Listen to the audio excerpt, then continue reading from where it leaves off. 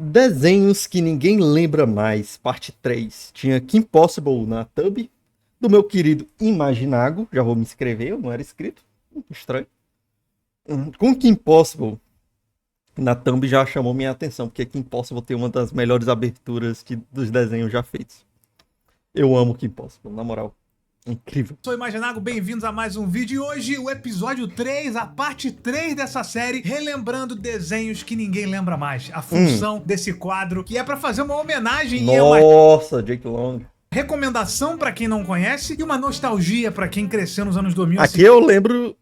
Esse daqui é Samurai Jack, esse daqui eu não assisti muito, mas Yan-Yo e Juniper Lee era incrível. Assistindo esses desenhos aqui, tá? Eu gosto muito porque Juniper Lee também tinha uma abertura, nossa senhora. essa série de vídeos aqui une os dois públicos, aqueles que não assistiram esses desenhos e os que assistiram e têm saudades. E essa série aqui, ela gera polêmica nos comentários. Ah, mas isso aí não é esquecido. Ah, mas isso aí Exatamente. eu me lembro. Não é você que é a regra. E nem eu. Por exemplo, todo mundo fala hoje de Ben 10, de Avatar, a Lenda de Aang, As Meninas Superpoderosas, todo mundo lembra, Scooby-Doo, Coragem com o Covarde, é lembrado pra caramba. O Phineas e Ferb agora vai voltar. Existem esses desenhos mais hypados. E existem que não são tão hypados e que já na época não era muito, ou que era na época, mas que hoje em dia quase ninguém lembra mais. Então a gente vai focar nisso aqui. Vamos então, hoje teremos aí 4 desenhos que ninguém lembra mais, mas que a partir de hoje a justiça será feita. Vem comigo, roda a vinheta rapidinho, vamos nessa. Eu queria tanto ouvir a música do Kim Possible aqui, mas eu sei que o YouTube vai quebrar o pau por causa do direito autoral da Disney. Porra.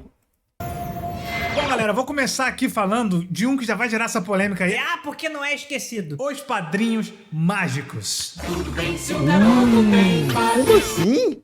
Padrinhos Mágicos é famoso, pô. Padrinhos Mágicos. As primeiras temporadas, as últimas eu não gosto. mágicos. Tá sabendo?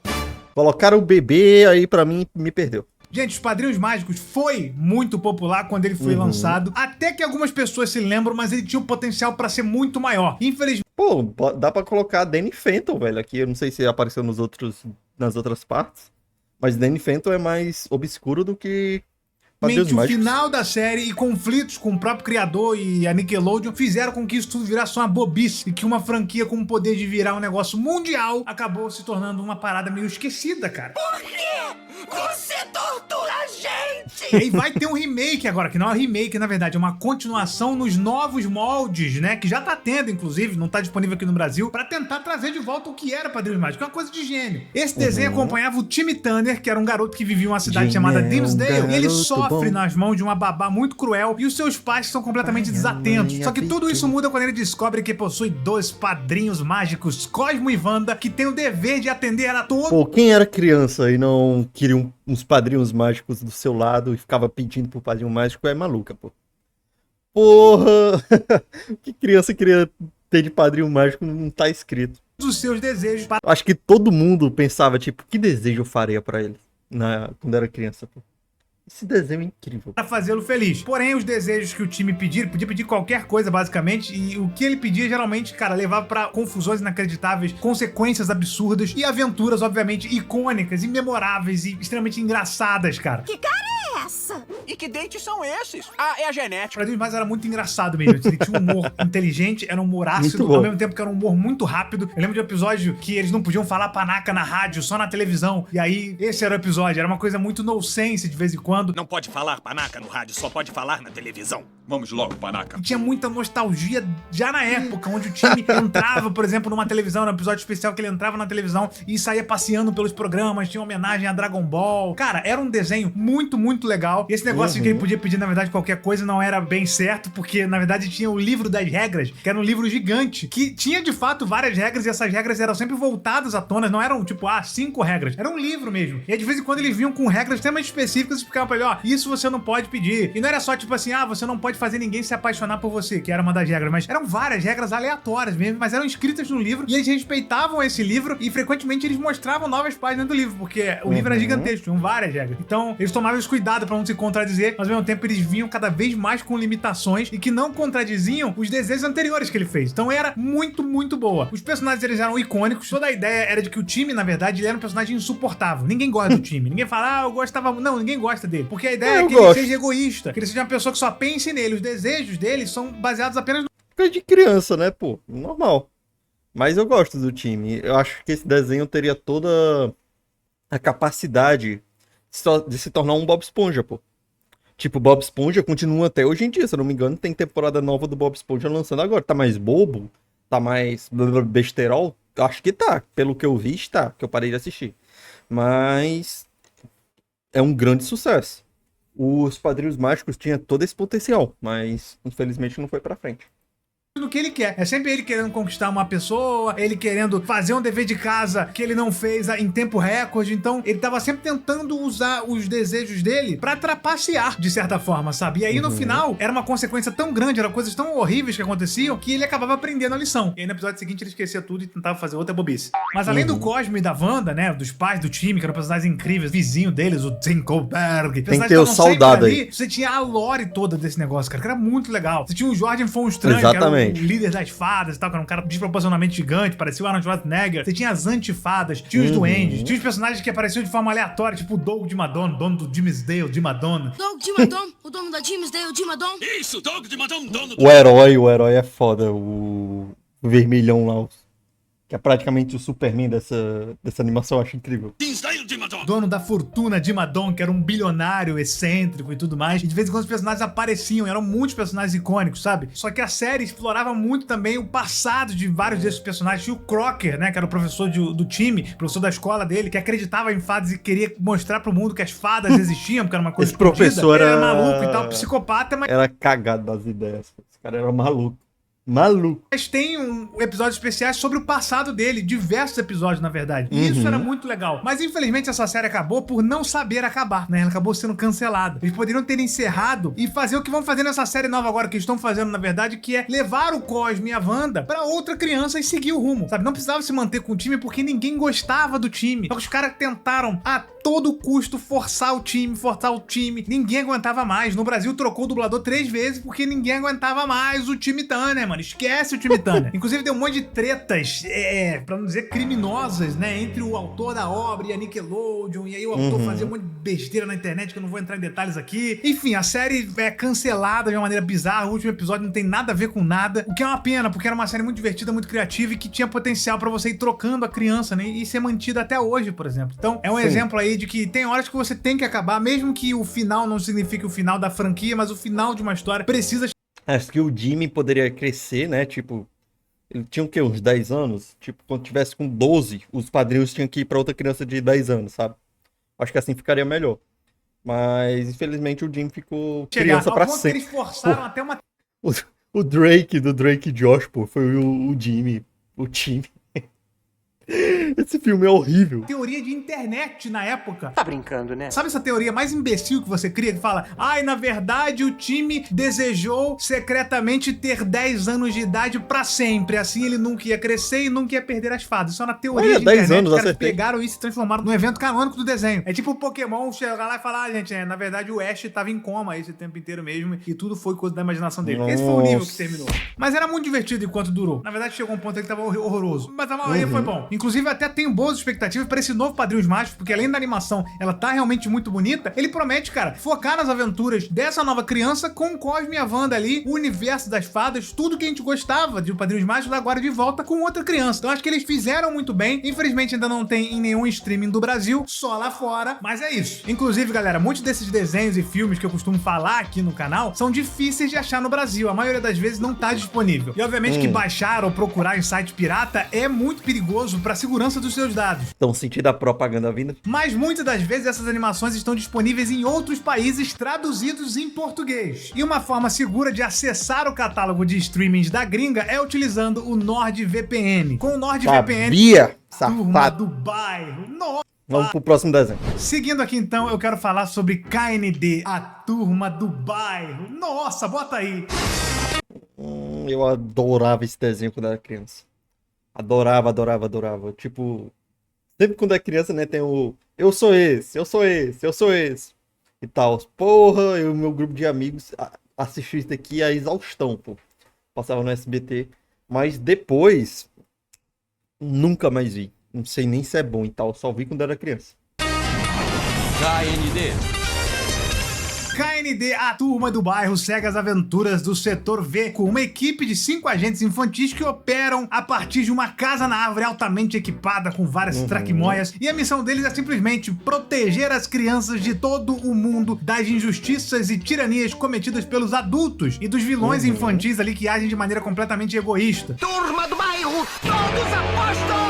E a série realmente seguia em Muito cada bom, episódio cara. acompanhando as crianças Me lembrava os Power Rangers. enfrentando os adultos de diversas formas, cara. E isso era uma parada muito louca. Era uma polêmica, inclusive, né? Muitas pessoas não entendiam exatamente o mais genial dessa série, que era a sátira por trás disso, né? Como assim? Eu vou botar meu filho pra ver um desenho onde os adultos são os vilões e as crianças fazem um monte de traquimóia, fazem um monte de bobice e elas que estão certas e no final dá tudo certo porque elas derrotaram os adultos. Cara, isso era uma sátira tão grande sobre o que é a infância do ponto de vista de uma criança, sabe? Como ela acredita que o mundo é sobre ela, sabe? E que Eu me lembro que tinha algumas bobeiras nesse desenho.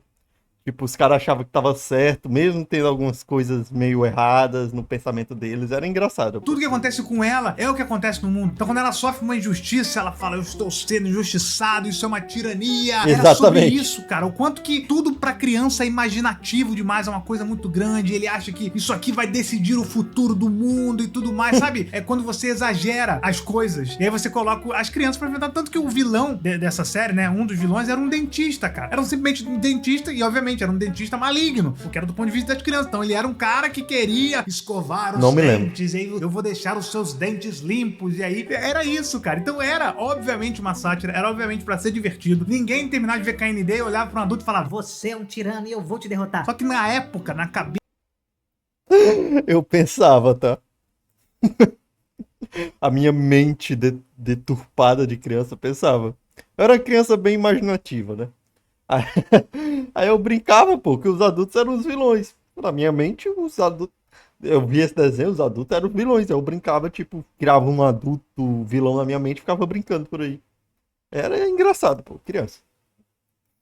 esse imbecil de associações de pais e grupos de pais americanos, eles achavam que era isso. Não, que as crianças iam ver KND, iam se juntar, iam criar uma organização secreta e iriam enfrentar a tirania dos adultos. Eu não sei o que aconteceu nos anos 2000 com os pais. Eu não sei como é que a gente sobreviveu. Essa é a verdade. E era não. muito legal porque era realmente uma coisa de espionagem, sabe? Uma coisa tipo assim, cada um deles tinha um nome, né? Se eu não me engano, o nome do número 1, inclusive, era Uno. Então eu quase não lembro o nome deles porque a gente sempre chamava de número 1, número 2, número 3, número 4 e número 5, que eram os principais, cada um com as suas características ali. E eles realmente agiam, cara, sério. Eles enfrentavam diversas coisas, sabe? Muitas e muitas questões eram ditas ali, mas era principalmente pelo humor e pelas cenas de ação que também eram muito legais, mas a comédia era o ponto principal da parada. E é justamente essa perspectiva que as crianças têm das imposições, né, que os adultos têm, né, com as regras que eles criam, com as regras que muitas vezes eles não explicam. Então eles exageram pra mostrar essa situação que é muito nostálgica pros adultos que estão assistindo de maneira consciente e muito divertida pras crianças, né, porque é muito engraçado. E aí no meio disso tudo, isso já seria muito engraçado, já seria muito bom, só que a série, ela ainda tinha uma mitologia própria, cara. Tinha divisões ali, sabe? As divisões globais, tinha base na Lua. Eu falei, os caras tinham uma base na Lua. E era sempre composta por... Não a base da Lua tinha um monte de gente, mas geralmente cada base era 5 crianças, né? Você tinha tudo o que era possível na Tinha a infância. treta tava das nessa série. Então, crianças. tinha a molecada da rua de baixo, que era uma Esse eu me lembro. Esse moleque aqui eu me lembro. Aí, esse desenho é muito injustiçado mesmo. Só voltando ao ponto aqui, é o tema, né? Ninguém lembra desse desenho, pô. Não tem ninguém falando, vamos fazer um remake desse desenho. A Netflix poderia pegar e fazer um filme, pô. Acho que faria muito sucesso hoje em dia. Trazer agora pro mundo moderno. Colocar as crianças com tecnologia, com celular. Se bem que aqui é basicamente um monte de brincadeira, criança brincando, né? E criança hoje em dia não brinca mais. galera esquisita que morava na rua de baixo. Na Crítica rua de baixo, social você não foda. mexe com a galera da rua de baixo. Eles são estranhos, eles são de outro lugar, sabe? É outro mundo, rapaz. Fica pra aí. E eles eram vilões, porque a galera da outra rua são os vilões. Eu lembro de um episódio perturbador dessa série, que era o número 2, né? Ele era o protagonista desse episódio e ele investigava um caso de um bolo que meio que todo mundo amava esse bolo, porque ele tinha um recheio idôneo e tudo mais. Ai, meu Deus. Quando foi ver, o recheio era feito de meleca de conjuntivite. Isso era perturbador, esse episódio. Era um negócio que eu ficava, meu Deus, nossa, assim, foi uma revelação absurda. E os episódios, eles tinham meio esse tom, não era esse tom nojento, mas eles sempre tinham uma coisa, tipo, era um absurdo que acontecia. Você falava, caraca, velho, os caras exageraram, assim, de uma maneira que eu nunca pensei que fosse, sabe? Eu não E me tinha os lembro. adolescentes também, que era quando as crianças tinham que perder a memória e começar a ir pro lado dos adultos, cara. Incrível demais. A série recebia críticas o tempo inteiro, ela realmente foi até, ela teve 4 temporadas, mesmo assim, ela resistiu às críticas, a Cartoon bancou as críticas, porque era bem famosa na época, e ela conseguiu ir até o final e fechar a série com um final digno, um final não me bacana lembro. pra caramba, muito legal. Inclusive teve filme também explicando a origem também, que era uma coisa bem comum na época dos anos 2000, você tinha um desenho, aí depois tinha um filme mostrando a origem de tudo, né, cara? Isso vai acontecer várias vezes aqui nessa série. Muito boa. 10/10, KND, a Turma do Bairro. Comenta aí se você assistia também e qual 10/10. número você era. Eu era o número 1. Só vai me chamar de Calvin, rapaz. Tá maluco, rapaz? Eu era o número 1 também, tá? Eu gostava também do número 4, o Lourinho lá, eu também gostava. Mas o número 1 eu achava muito foda. Eu era o número 1, mas na verdade a grande realidade é que eu era o número 2, né? Eu era o número 2 que achava que era o número 1. Olha que bacana. Eu era o número 1. Outro amigo meu era o número 2, outro era o número 3 e tal. E por assim vai. Mas eu era o número 1. Chama, liga, que eu sou tua amiga, que se precisar é só dizer. Tô sempre Disponível. Eu sou tua amiga. Durante muitos e muitos anos, o meu toque de celular era o pam, pam, param. Só não é hoje em dia, porque eu tenho essa bobice desse celular aqui que eu tenho, ele não permite que eu bote qualquer coisa que eu quiser, mas na época eu não podia botar qualquer coisa que eu quiser, era você tocava pra mim, era pam, pam, param. Que impossível, era uma... Porra! Vou fazer isso. Roubei sua ideia, imaginava. Vou fazer isso. Uma série animada que acompanhava a vida da própria Kim Possible, que era uma adolescente que, além de lidar com os problemas Bem que comuns o meu celular vive no silenciado, pô. Eu nunca mais escutei esse telefone tocar. Ele só vibra.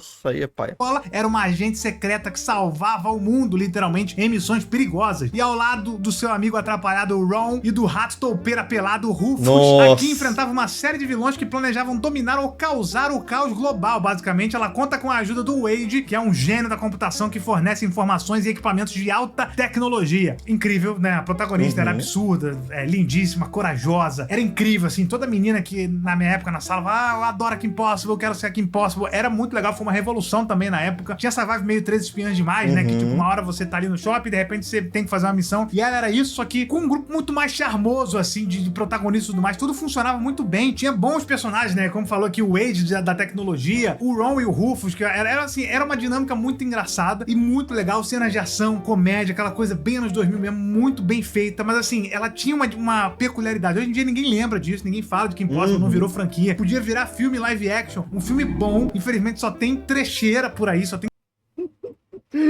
Um filme bom, porque esse filme da Kim Possible, meu Deus do céu. coisa estranha. Eles não sabiam aproveitar uma coisa que era uma boa história. E a Shigo, galera. Ai, a Ah, meu coração. O crush de muitos jovens na época. Shigo, eu não sei.